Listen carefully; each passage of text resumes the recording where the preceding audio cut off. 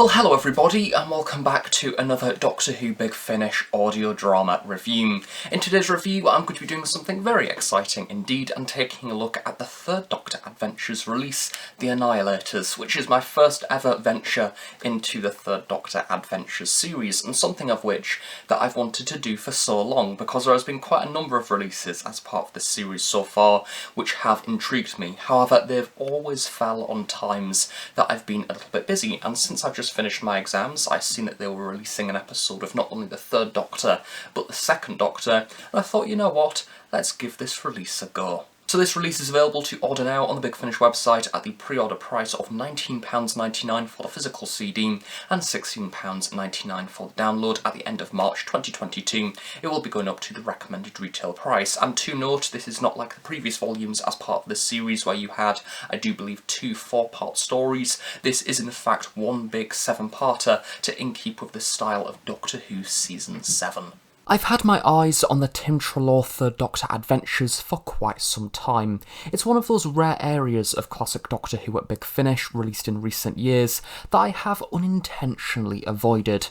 Until now. This release marks the beginning of a little reboot within this series, and the rest of classic series Doctor Who at Big Finish for that matter, giving each classic Doctor their own box set series, making it easier to track what your favourite incarnations are up to. When I seen that The Annihilators was set to feature the return of the second Doctor and Jamie McCrimmon acting as a little preview into the upcoming Season 6B series, I was even more intrigued. The beauty of The Annihilators is that stylistically it works so well. It relishes in the period of Doctor Who that's inspired its story format, a 7-parter set within the events of Season 7, the first season for the third Doctor. Despite its length, I thought that this serial actually flew by. I got it all listened to within one day, and I was really surprised by that. The plotting is so welcoming, easy to follow, and features great characters that you can recall between the different parts. There are also some absolutely brilliant scenes between the main protagonists. Even the side characters, the likes of Al and Jane, feel realistic and become a part of the episode's extended unit family, really bringing the piece to life. Everything about the production of this story feels very thought out. The plot unfolds differently to other eras, and it uses the Earthbound format so very well. The music is beautiful, and it features lots of bizarre synthesizer sounds and snaps, again really evoking 1970s Doctor Who. One of the key production aspects of this story is that the cast features multiple well-known characters being recast. As this is the first review that I've done for the Third Doctor Adventures series, I am going to dedicate a little bit of time to talking about the recasting first. Tim Treloar is a great third Doctor. I'll approach his portrayal much like I do Jonathan Carley's younger War Doctor or David Bradley's first Doctor. This is not a 100% replica of Pertwee's portrayal, because nothing will ever be that other than Jon Pertwee himself. Treloar brings himself to the role whilst delivering the dashing quirks of 3, his dedication to his work for UNIT, and his close bond with Liz Shaw. This release makes me realise how different the third Doctor is to other incarnations, and it was exciting being taken on a journey with this Doctor as he tries to protect the Earth, which he's soon become to care about very quickly. Daisy Ashford equally brings brilliance to her role as Liz Shaw, a character that we got very little of on our screens, and yet Big Finish have really brought her to life. She is a strong woman with intelligence and control. Her calm and collected manner oozes from Daisy's performance, and she even leads in the presence of 2 Doctors, and I look forward to hearing more from her in the future. As for John Culshaw, he continues to deliver an incredible performance as the Brigadier. Each time I hear it, I'm absolutely blown away by just how close he sounds to Nicholas Courtney. Featuring witty one-liners, confusion over the Doctor's frantic orders, and of course his high-ranking role, makes some great scenes that build on UNIT's involvement within the narrative. Culshaw's performance is one of my personal favourite aspects of this story. Next up, and no doubt one of the deal breakers for this release, we have Michael Troughton acting as the Second Doctor.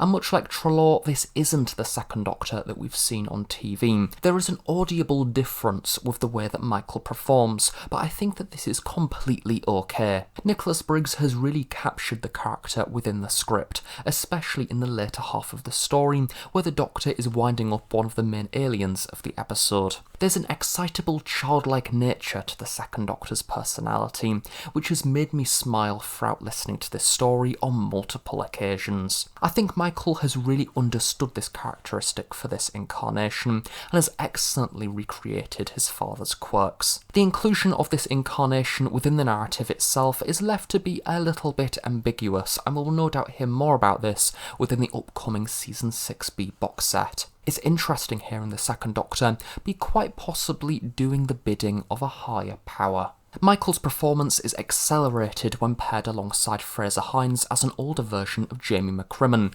Seeing this dynamic interact really sold this portrayal for me. As someone who was once very cautious about the recasting of characters, I think what works so well about this story is that all of the recurring characters, with the exception of Jamie McCrimmon, are recast. Much like the David Bradley First Doctor stories, it's like a reboot for the era, a set of new adventures, and much different to where you only have one member of the cast being recast. I find a lot of focus is on that portrayal rather than believing in the actual story.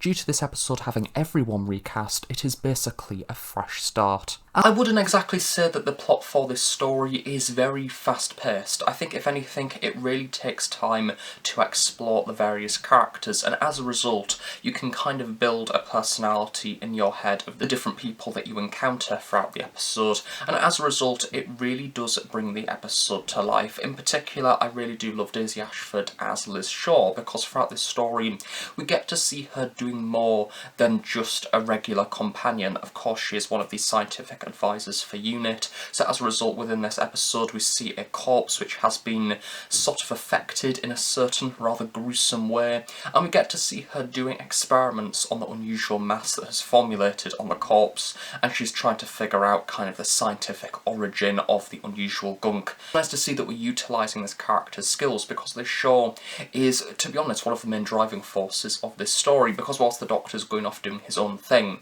quite a number of the investigative activities are done on behalf of Liz throughout this episode, and that makes it really enjoyable. We also have Karen Archer as DCI Denise Walker, who is the main police investigator for this episode, and again, I really enjoyed listening to her throughout this story, because you kind of question her motives throughout, and you wonder, what's she doing? What is she up to? And we have her at the very beginning of the story investigating, of course, a corpse which has been pulled out of a river. However, it's evident that some type of alien intervention has gone on, however she is denying it, and of course UNIT are having none of that whatsoever. Very much like the three Doctors, we get to see a lovely dynamic between the third and second Doctor, because their personalities clash in a way unlike any other kind of incarnations of the Doctor. I think they are two very split personalities. You have the third Doctor, who's very serious, very work-driven, and then you have the second Doctor, who is very, you know, like literally, he does that constantly. You can actually feel that through the way that Michael portrays him throughout the episode. He's very jolly, very happy.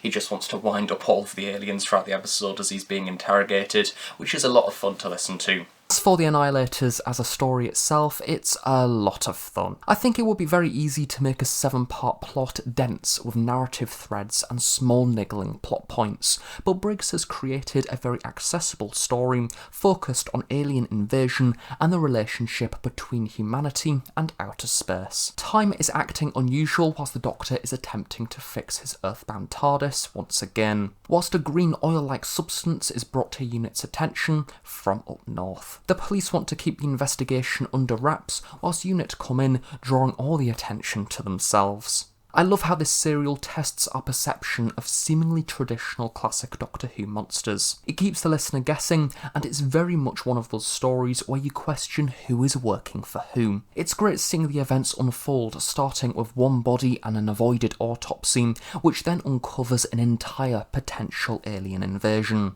The 7-part format lets the story truly explore each character as the story naturally uncovers itself. It's a considerably different type of multi-doctor story, drawing on the situation with time being a little bit all over the place, which allows for the 2 doctors to come together. Don't go into the Annihilators thinking that this is a full 7-parter filled to the brim with a multi-doctor interaction, the likes of what is seen within the Out of Time series. If anything, the 2nd Doctor and Jamie come into this story much later on. That said, however, there is still lots of great interactions between the 2 doctors, and especially the relationship between Jamie McCrimmon and Liz Shaw, and them both meeting for the same time. That is one of the most enjoyable aspects of this story for me. But what I really like is the fact that this is a multi-doctor story, and that is not the main selling point of the episode that ties the narrative together. It's merely a cog in a much bigger plot. You do definitely get the sense that the Earth is in danger due to the looming gravitar, which is kind of like a star of weird gravity energy stuff going on. It's got lots of sciencey technical stuff, which I don't quite understand. However, I would have liked to see maybe a little bit of layperson response to the imminent end of the world as well. Even just the occasional bit of screaming or a brief scene with the local populated areas perhaps running to safety. Maybe even a radio news broadcast to kind of break the news of the gravitar coming into the Earth's atmosphere, or something like that, which might have made the episode feel a tad more apocalyptic. But I suppose a small-scale invasion which only affects UNIT is once more quite in keeping with 1970s Doctor Who themes. I'm not going to mention too much about the Gastronor or the Helt, which are the main 2 aliens of the story, mainly due to the fact that their character is embedded within the plot of the story, and I don't want to reveal too much of that. The way UNIT interacts with the aliens, however, is very much of the era. I could picture the UNIT soldiers in my head trying to fight them off, which was really nice. The plot itself embeds the intentions of the aliens throughout, which was also really clever. In summary, for the 3rd Doctor Adventures, The Annihilators, I thoroughly enjoyed this story. All of the pieces fitted together to create a really satisfying plot. The themes and production felt so tailored and precise to the era that I instantly felt like I was in safe hands. And I'm most certainly hooked, and hopefully, if I get some time, I will be returning to the 3rd Doctor Adventures again one day.